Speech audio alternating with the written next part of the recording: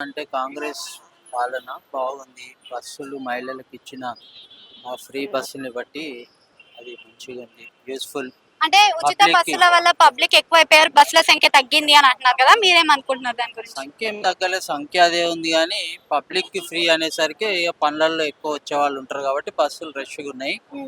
అది ఒక అందుకు మేలుకరమే కానీ బాధ ఏం కాదు కదా. ఆ, అంటే ఇప్పుడు ప్రభుత్వం బాగుంది. ఆయన ఇచ్చే పథకాలు అన్ని అందట్లేదు అని అంటున్నారు కదా, మరి డెవలప్మెంట్ కూడా ముందుకు వెళ్ళట్లేదు అంటున్నారు. వచ్చే సంవత్సరం కూడా కాలేదు మేడం. అవన్నీ చూసుకోవాలి, చెయ్యాలి.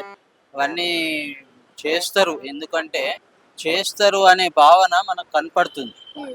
డెవలప్మెంట్ ఆల్రెడీ స్టార్ట్ అయ్యింది. అది ఒక 1 ఇయర్ 1.5 ఇయర్లో మీకు అవుట్పుట్ కనిపిస్తుంది.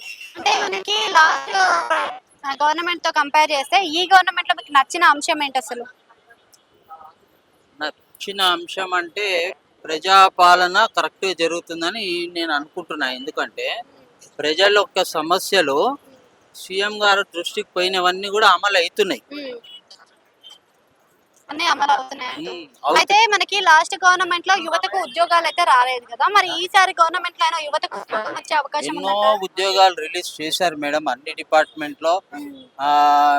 ఏపీసీ, ఆర్టీసీ, రైల్వేస్లో ఇట్లా అన్ని పంచాయతీ రాజ్లో, సెక్రటేరియట్లో, కొన్ని బ్లాక్స్లలో జాబ్స్ ఆన్లైన్ రిలీజ్ చేసిర్రు కదా. మొన్న కాంగ్రెస్ గవర్నమెంట్ వచ్చిన తర్వాత రిలీజ్ చేసిర్రు. అవి అంటే అవి ఇంటర్వ్యూస్ చేతికి పట్టాలు అందుతాయి అనుకుంటున్నారా మరి మీరు?